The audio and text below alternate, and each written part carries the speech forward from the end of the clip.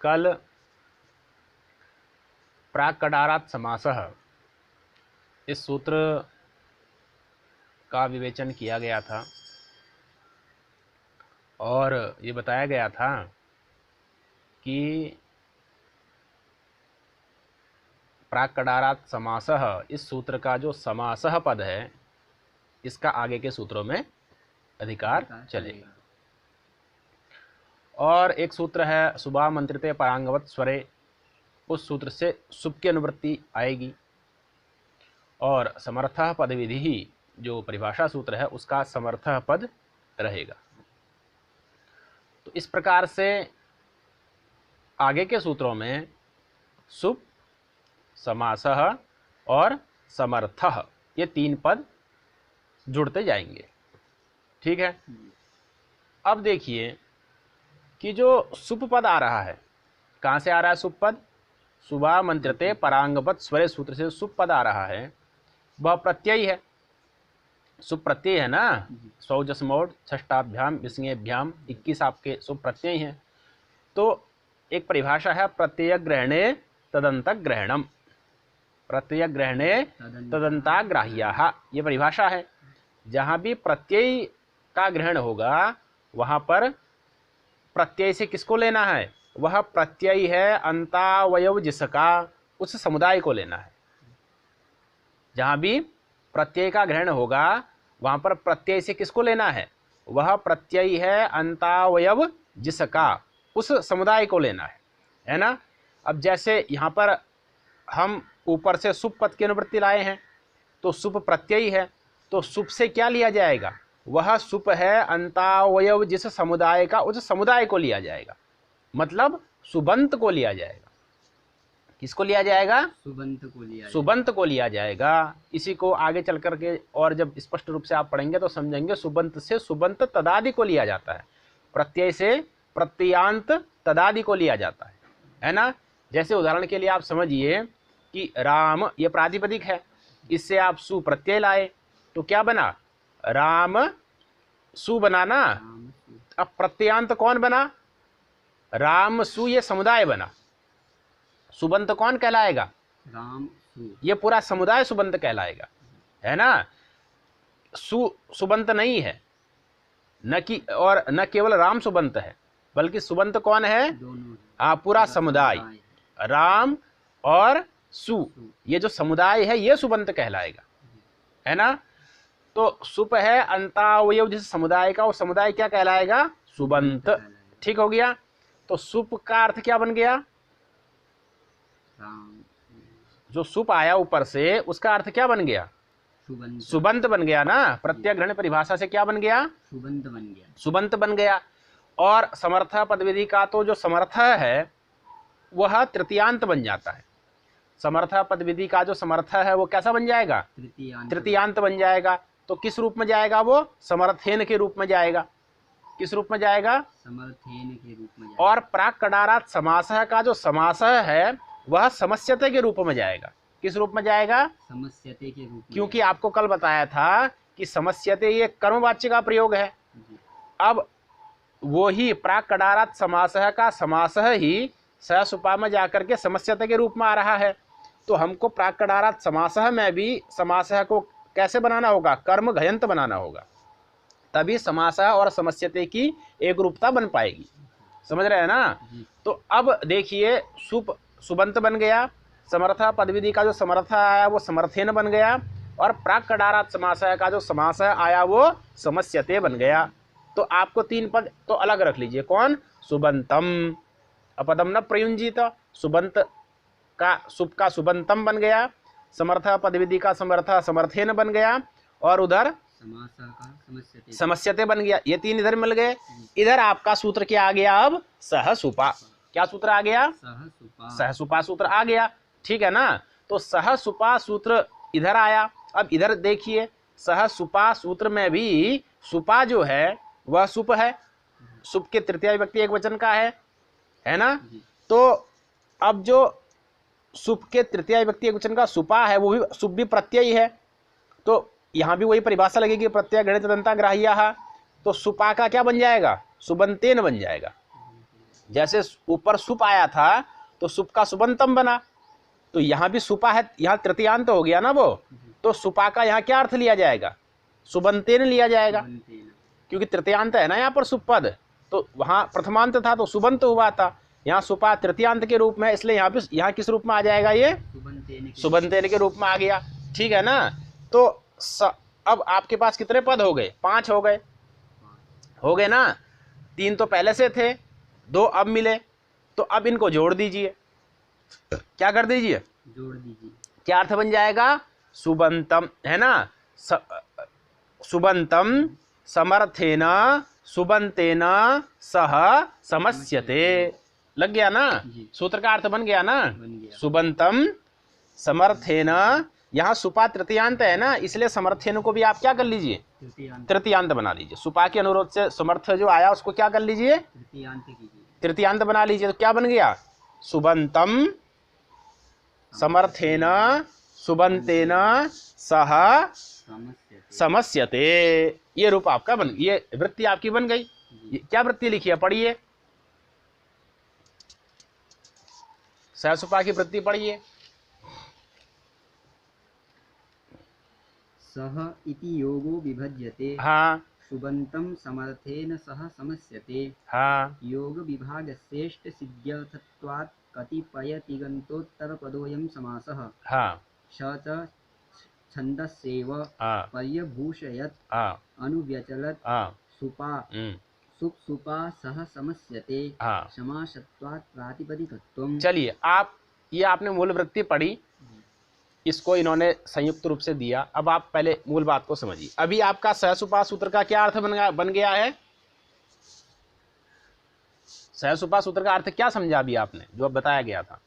सुबंतम समर्थेन सुबंतेन सह समस्यते, इतना अर्थ बना है ना अभी तक। इसका मतलब क्या हुआ कि एक सुबंत का दूसरे समर्थ सुबंत के साथ समास होगा, ये मतलब हुआ ना। एक सुबंत का दूसरे समर्थ सुबंत के साथ समास होगा, ये अर्थ बना। अब देखिए कि तिङंत के साथ समास होगा? नहीं होगा, क्योंकि अर्थ क्या बना है? सुबंत का समर्थ सुबंत के साथ समास होता है, ये अर्थ बना ना। सुबंत का तिङंत के साथ समास होगा? नहीं होगा।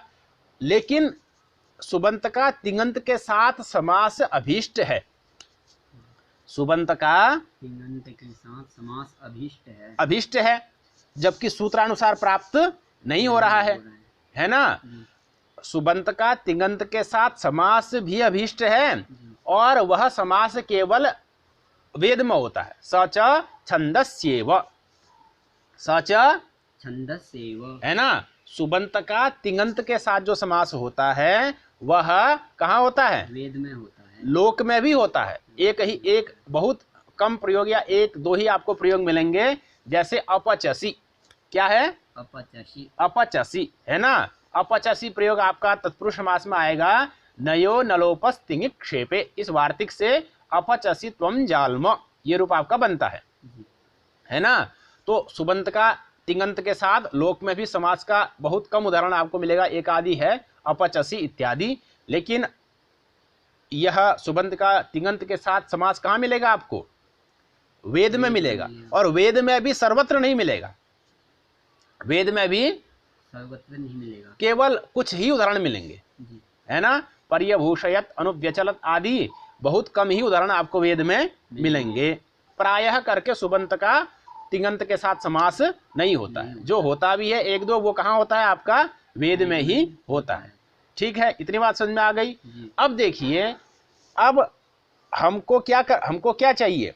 हमको तो सुबंत का सुबंत के साथ भी समास चाहिए और सुबंत का तिङंत के साथ भी। लेकिन सूत्रानुसार किसके साथ प्राप्त हो रहा है? सुबंत के साथ प्राप्त हो रहा है, तिङंत के साथ प्राप्त नहीं हो रहा है। तो अब हमको यहाँ पर कोई ऐसी व्यवस्था कल्पित करनी है जिस व्यवस्था से हमारा सुबंत का तो प्राप्त है ही है, तिङंत के साथ भी समास हो जाए। इसके लिए क्या किया गया? सहसुपा सूत्र को तोड़ दिया गया।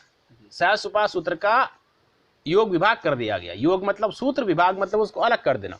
जो एक सूत्र था सहसुपा, जो एक योग था सहसुपा, उसका हमने क्या कर दिया, विभाग कर दिया। अब दो हो गए ना, एक क्या हो गया सह, दूसरा क्या हो गया सुपा हो गया। अब आप सुपा को छोड़ दीजिए, सह को ले लीजिए। अब आपके पास क्या सूत्र है, सह सूत्र है। सुपा को छोड़िए, सह को लीजिए। अब क्या सूत्र है, सह सूत्र है ना। अब देखिए कि सह सूत्र है।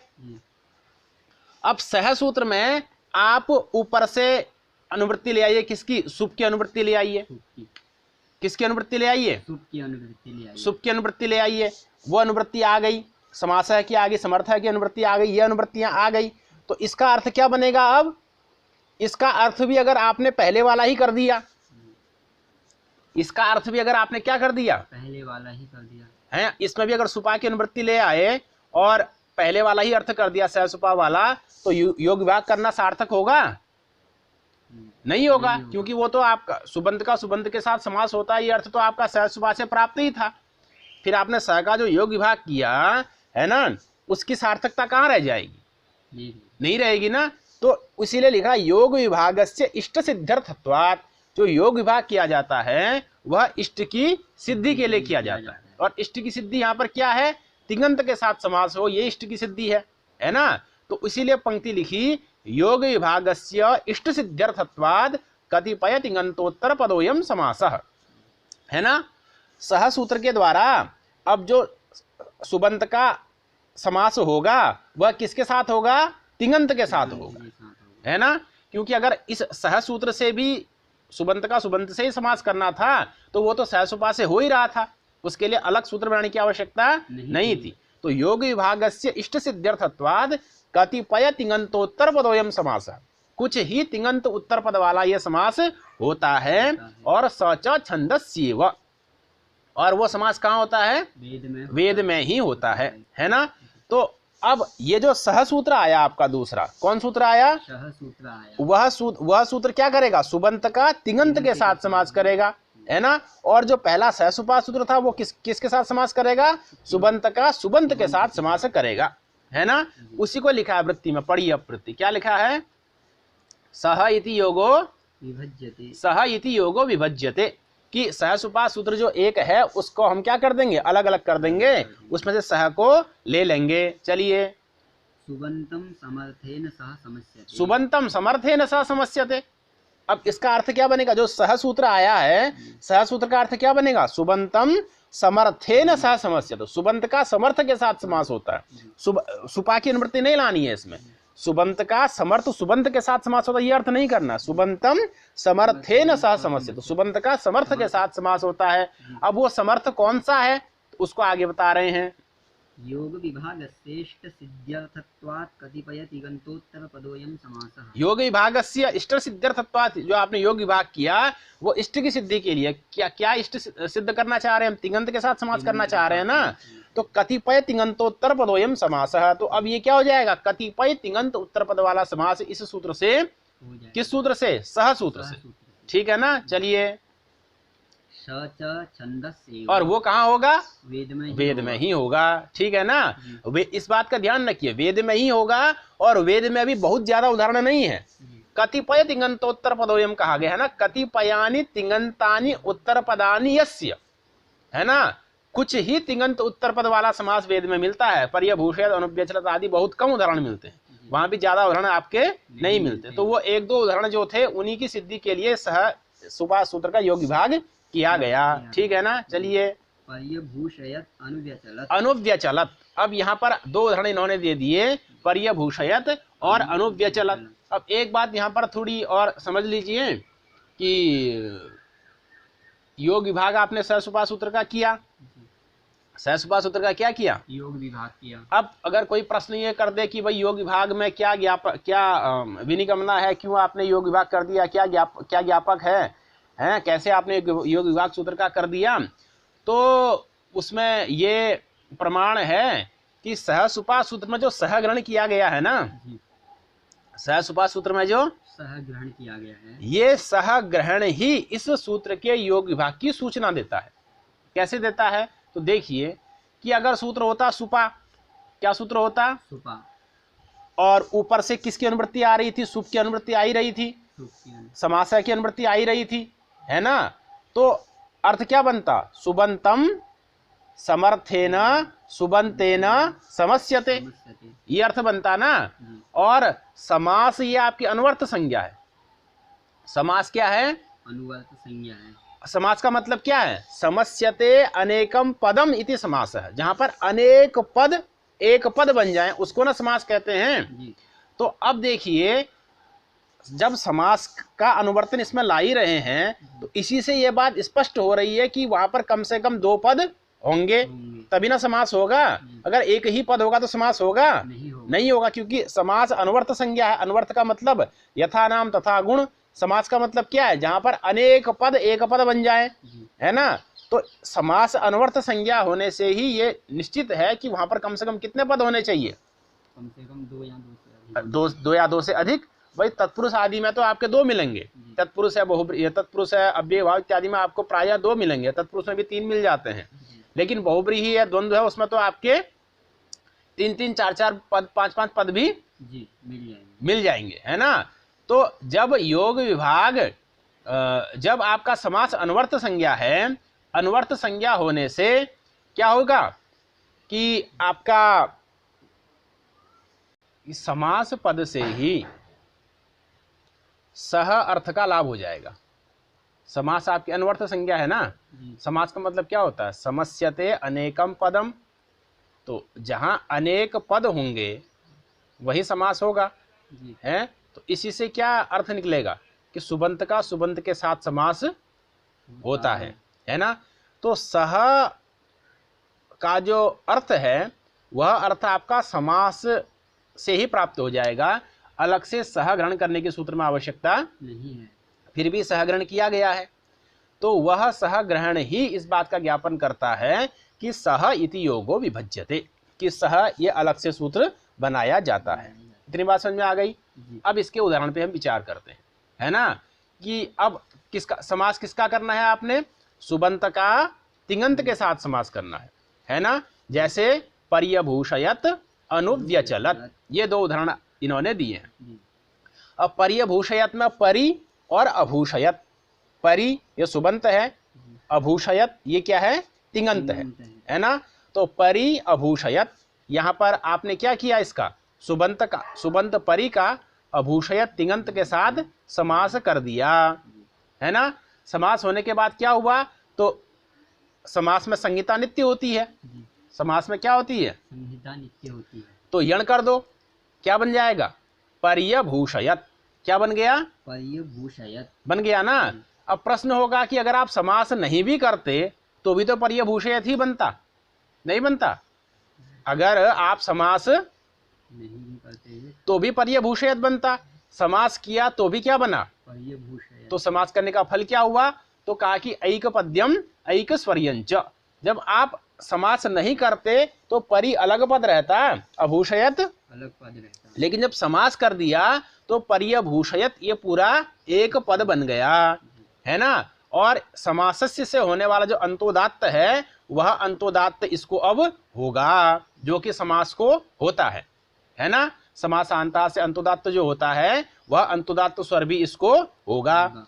इसलिए इसका एक पद्यम एक स्वर्यंच, इसका यह समास करने का फल हो गया, ये पूरा का पूरा एक पद बन गया, ठीक है ना। तो ये तो पर्यभूषयत हुआ। दूसरा उदाहरण क्या है? अनुव्यचलत। अब अनुव्यचलत में 2 सुबंत है, अनु वी, आगे है अचलत, है ना।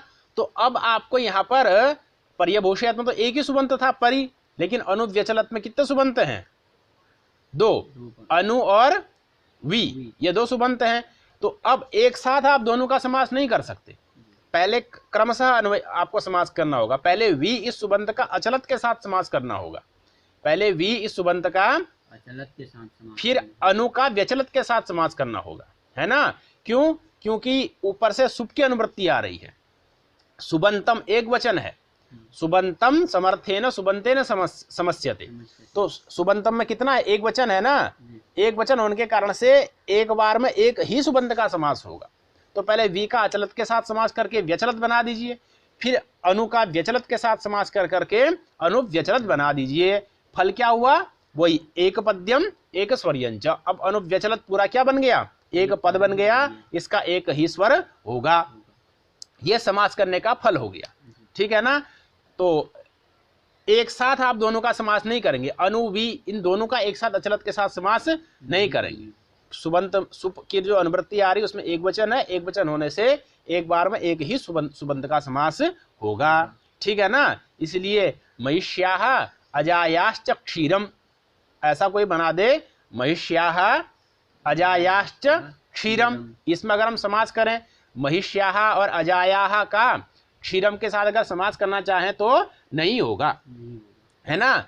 या तो अजाया क्षीरम करो या महिष्या क्षीरम करो, है ना। अलग अलग करके ही आपको समास करना होगा। महिष्या और अजाया का क्षीरम के साथ एक साथ समास नहीं होगा। ठीक है। तो यह समास कहाँ होता है आपका, सुबंत का तिंगंत के साथ कहाँ समास होता है, वेद में ही होता है। चलिए पढ़िए तो मूल। सुपा सुप सुपा सह समस्यते। अब ये जो हमने सूत्र का योग विभाग किया था, एक तो सह सूत्र बना दिया था और दूसरा क्या सूत्र बनाया था, सुपा सुपा सूत्र बनाया था। तो सह सूत्र के द्वारा क्या किया गया, सुबंत का तिंगंत के साथ समास किया गया। उसका उदाहरण क्या बना, पर्यभूषयत अनुव्यचलत। अब दूसरा अंश क्या है, सुपा। दूसरा अंश क्या है, सुपा। उस सुपा में हम सुबह मंत्रित परांगवस्त्र से जो सुप आया है, समर्थ आया है, समर्था पदविधि से, और प्राकटारा समास से समासा आया है, उन तीनों को हम किस में ले आएंगे, सुपा में ले आएंगे। और सह जो अलग सूत्र किया था उसको भी हम सुपा में ले जाएंगे। तो इस प्रकार से सुपा का अर्थ क्या बन जाएगा, जो पहले बताया था, सुबंतम समर्थेन सुबंतेन सह समस्यते, ये सुपा का अर्थ बन गया। इसके द्वारा समास अब किया जाएगा, जिसको हम अगले पाठ में समझेंगे।